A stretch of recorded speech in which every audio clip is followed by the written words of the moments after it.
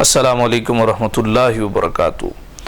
سر میرا سوال یہ ہے کہ جو ہی 14 اگست کی آمد ہوتی ہے، لڑکے بالے چوکوں چوراہوں پر باجے لے کے کھڑے ہوتے ہیں اور نوجوان 14 اگست کی رات موٹر سائیکلوں کے سلنسر نکالتے ہیں اور اس انداز سے یوم آزادی منایا جاتا ہے۔ اس کی شرعی حیثیت کیا ہے اور اس کی تاریخ کیا ہے؟ تاریخ تو میرے علم میں نہیں ہے، ہمارے سامنے ہی ان چیزوں کا آغاز ہوا۔ شرعی حیثیت کے حوالے سے ہم گفتگو کر لیتے ہیں۔ اللہ رب العزت نے سورۃ الاحزاب کی آیت نمبر 58 میں ارشاد فرمایا والذین یؤذون المؤمنین والمؤمنات، اور وہ لوگ جو ایمان والے مرد اور ایمان والی عورتوں کو اذیت دیتے بغیر مکتسبوا، بغیر کسی وجہ کے، فقد احتملوا بہتانا، اپنے سر بہتان باندھتے ہیں، اسما مبینا، اور کھلا گناہ بھی کماتے۔ تو کھلا گناہ ہے ایمان والوں کو اذیت دینا، کیا بوڑھے، کیا بیمار، کیا خواتین، یہ سارے کے سارے اذیت میں مبتلا ہوتے۔ گھر والوں کو بھی چاہیے کہ حتی الامکان اپنے بچوں کو روکے۔ اللہ پاک نے فرمایا نا، یا ایھا الذین آمنوا قوا انفسکم واہلیکم نارا، ایمان والو خود بھی آگ سے بچو اور اپنی اولاد کو بھی آگ سے بچو۔ باجے کے حوالے سے حدیث مبارکہ ہے، نبی اکرم جاندو عالم صلی اللہ علیہ وآلہ وسلم نے ارشاد فرمایا، سنن ترمذی میں روایت ہے، قرب قیامت کا ذکر ہو رہا ہے کہ قیامت کی یہ علامات ہیں۔ حضور علیہ السلام نے فرمایا کہ قرب قیامت زمین میں دھسا دیے جاؤ گے، قرب قیامت آسمان سے انگاروں کی بارش، پتھروں کی بارش ہوگی، وغیرہ وغیرہ الی آخری۔ تو صحابہ عرض گزار ہوئے، یا رسول اللہ یہ کب ہوگا؟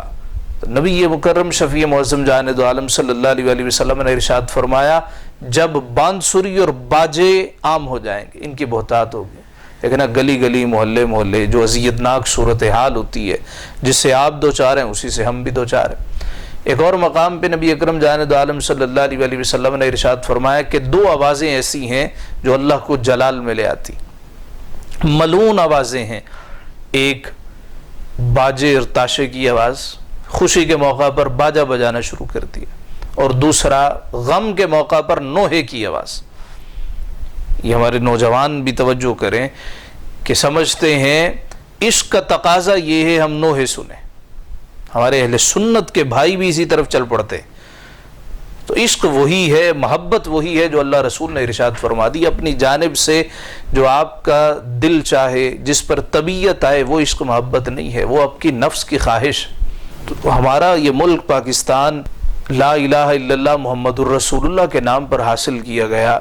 ہم یہ نہیں کہتے کہ خوشی نہ منائے، آزادی نہ منائے، لیکن اس کا طریقہ، یہ ہلڑ بازی، بھدی سی باجے کی آواز، کیا یہ آزادی منانے کا طریقہ ہے؟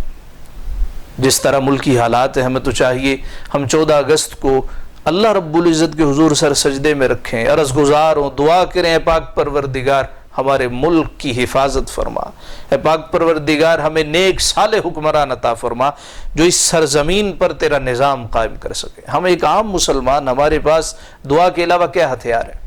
یہی ہتھیار ہے، اور یہ مومن کا سب سے مضبوط ہتھیار ہے۔